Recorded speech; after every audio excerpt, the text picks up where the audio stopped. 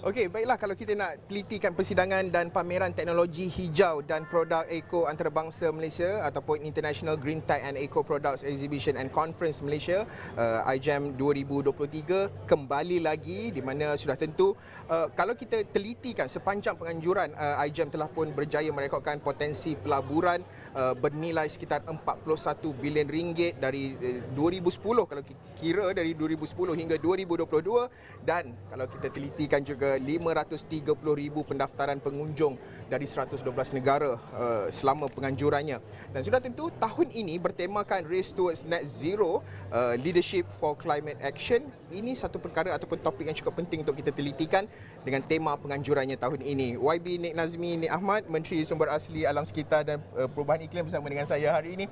YB tanya atas penganjuran ini. Pertama sekali, tema yang saya sebutkan tadi, mungkin apa asas kepada penganjuran ataupun menggunakan tema Race Towards Net Zero Leadership for Climate Action ini, YB?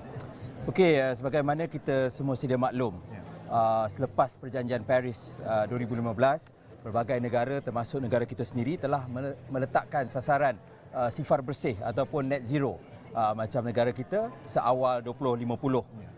Jadi sekarang ia bukan lagi soal meletakkan sasaran. Sasaran itu telah ada.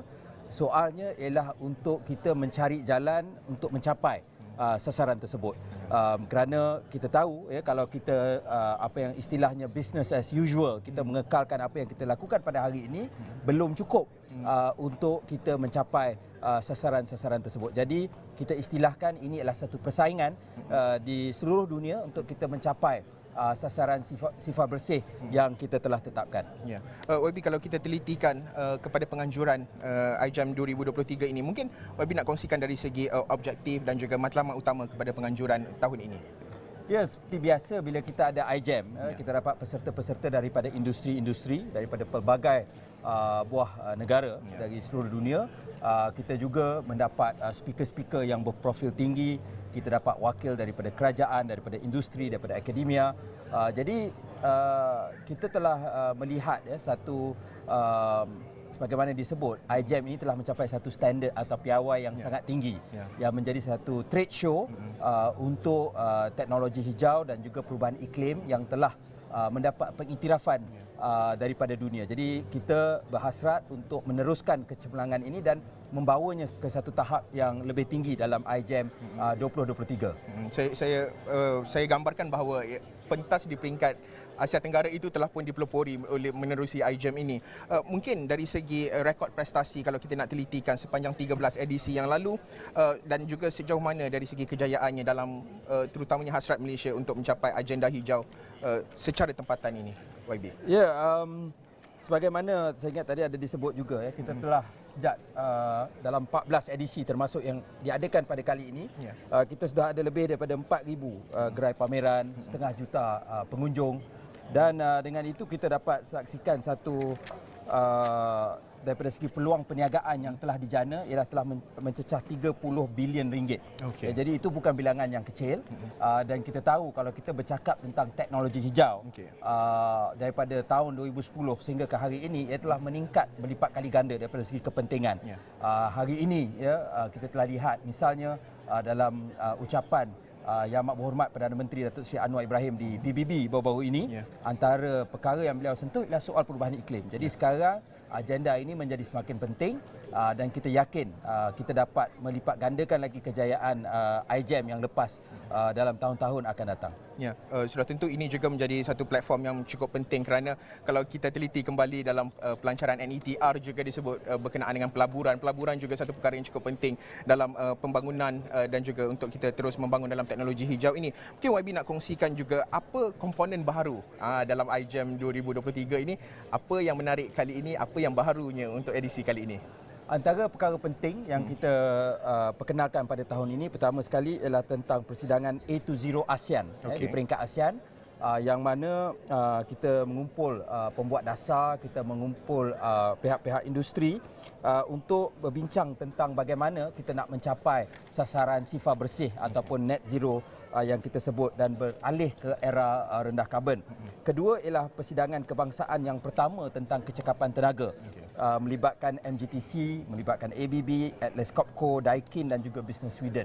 Tahun ini kita dalam persidangan parlimen pada tahun ini kita akan perkenalkan Akta Kecekapan dan Konservasi Tenaga EECA. Jadi kita merasakan kecekapan tenaga atau apa yang dipanggil energy efficiency. Kita selalu terlepas pandang. Kita banyak bercakap tentang tenaga boleh baharu, tetapi sebenarnya kecekapan tenaga ialah merupakan the first fuel of energy transition. Sebab itu perkara-perkara yang boleh dicapai sekarang dengan beberapa langkah, dan kita lihat dengan peralihan kepada tarif yang lebih bersasar, kita telah lihat perkara itu semakin berlaku dengan semakin baik di negara kita. Jadi dengan adanya EECA dan seterusnya persidangan tentang kecekapan tenaga, kita akan melihat perkara ini akan menjadi semakin relevan. Dan akhir sekali, kita juga akan ada satu dialog perubahan iklim Korea Selatan dan juga Malaysia.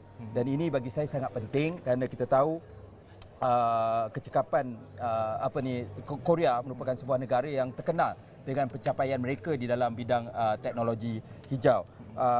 Dan ada beberapa perkara lain, antaranya ialah juga tentang soal forum logistik hijau. Jadi ini juga menjadi satu perkara yang semakin relevan apabila syarikat-syarikat juga mempunyai sasaran sifar bersih mereka. Betul. Dan mereka memerlukan supply chain itu juga bersih ataupun rendah karbon. Dan akhir sekali yang tentang forum pasaran karbon sukarela.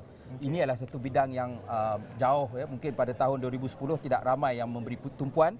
Hari ini soal pasaran karbon ini semakin mendapat tempat di kalangan pembuat dasar dan juga di peringkat industri. Jadi kita adakan perbincangan ini dengan melibatkan Bursa Carbon Exchange yang merupakan pasaran karbon sukarela negara kita.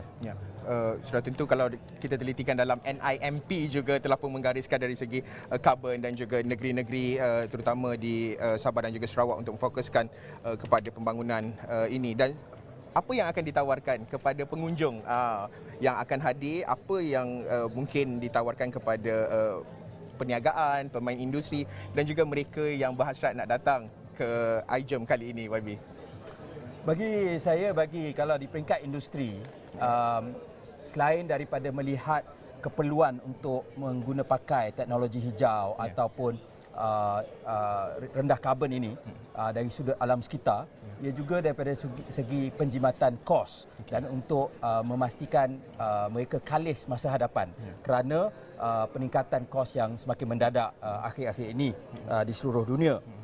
Dan ia juga membuka ruang untuk adanya interaksi antara syarikat-syarikat yang menggunakan teknologi terbaru di dalam bidang teknologi hijau. Bagi mereka yang di kalangan orang ramai, mungkin apa yang mereka boleh dapat ialah mendapat pengetahuan, dapat berinteraksi dengan pakar-pakar dan juga melihat bagaimana produk-produk ini sudah ada di pasaran, mungkin tidak sepenuhnya di negara kita tetapi di negara-negara lain, dan melihat apa prospek untuk diguna di masa hadapan di Malaysia. Jadi ini antara perkara-perkara yang saya yakin semakin ramai daripada pelbagai latar belakang yang meminati teknologi hijau yang akan sepatutnya datang ke iGEM untuk melihat apa yang mereka boleh belajar atau mereka boleh dapat daripada iGEM.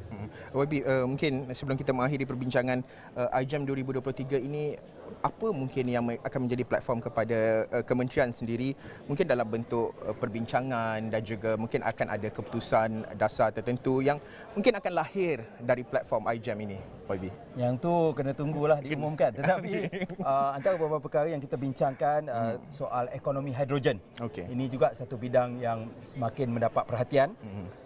Bursa Carbon Exchange, bagaimana saya sebut tadi, bagaimana langkahnya ke hadapan, memajukan sektor mobiliti elektrik. Kita tahu perkara ini juga semakin cepat berkembang.